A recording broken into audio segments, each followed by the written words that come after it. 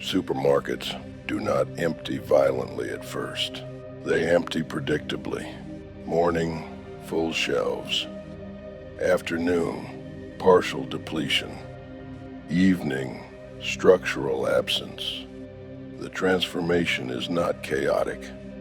It is mathematical. Refrigerated sections begin warming silently. Frozen inventory becomes non-functional mass. By the second day, consumption shifts. By the third day, acquisition replaces consumption. By the fourth, acquisition becomes extraction. At no point does society announce change. It simply behaves differently. Hospitals activate backup systems exactly as designed. This creates a false sense of continuity. But backup systems are not infrastructure. They are interruption buffers. Fuel is consumed. Generators degrade. Lighting becomes unstable. Machines begin failing in sequence rather than simultaneously. This is more dangerous because sequence creates decision pressure. Ventilators stop first, then monitoring systems, then refrigeration, then sterilization. Each failure removes a category of survival support. At no point is there a single collapse moment, only narrowing capability. Inside emergency rooms, treatment stops being medical. It becomes allocation, not because of policy, because of constraint. A nurse stands between two patients and understands there is no procedure for what comes next. Not ethically, not medically. Structurally, there is only selection under absence of recovery conditions. No one trains for that state, because it assumes the system continues. Outside hospitals, emergency systems degrade the same way. Dispatch loses connectivity first. Response time increases second. Coverage disappears third. Not from refusal, from disconnection. At night, cities change condition. Without streetlights, geography becomes uncertain. Distance loses definition. Surveillance disappears. Shared visibility ends. Darkness becomes not absence of light, but absence of coordination. And once coordination disappears, behavior changes. Stores are emptied. Pharmacies are cleared. Warehouses are stripped. Not through singular chaos, but distributed survival logic.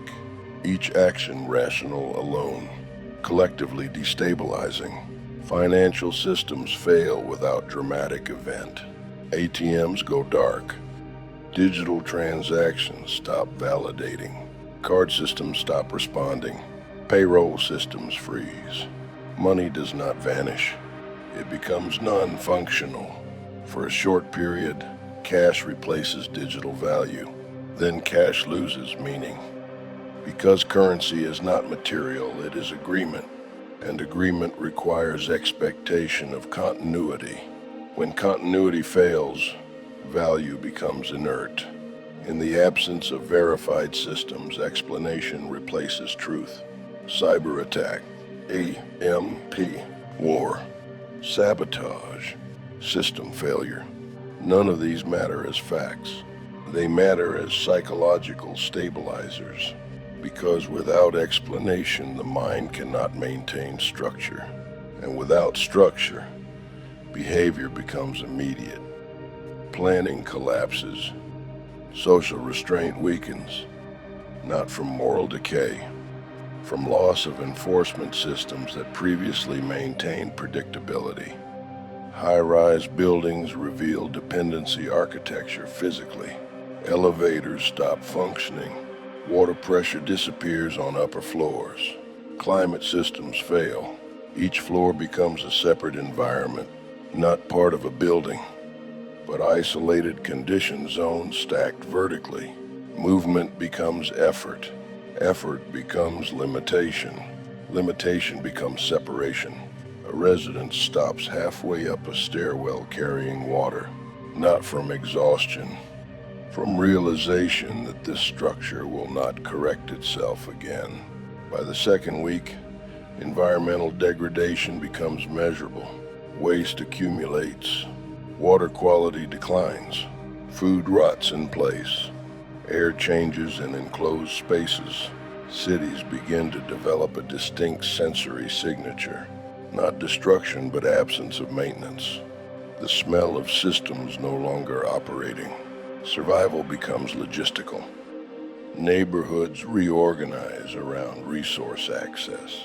Water replaces currency. Medicine replaces value. Fuel replaces mobility. Information replaces authority. Trust becomes unstable because verification systems no longer exist.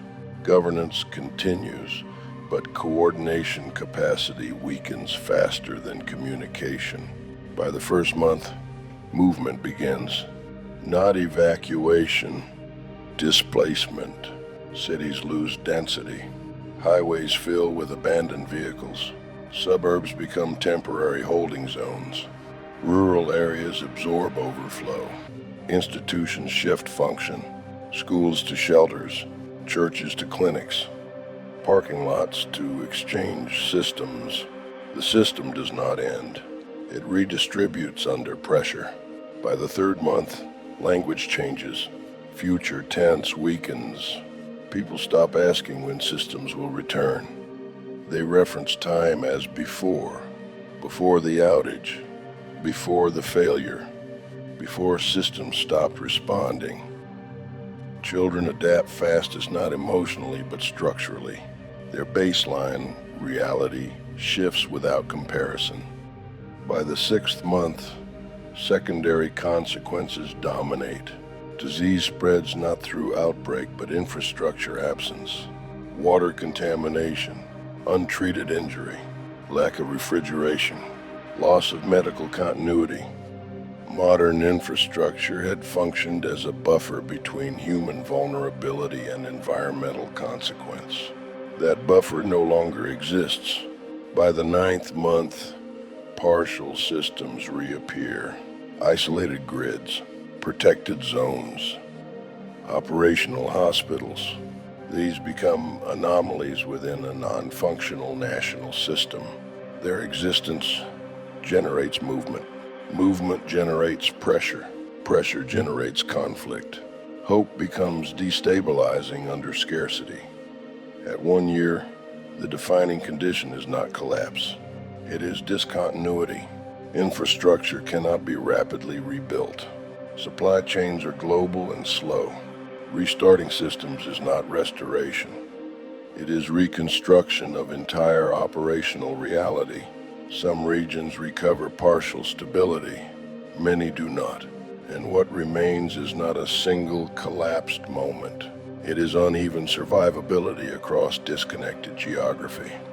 Glass structures stand over silent infrastructure like artifacts from a functioning system that no longer exists.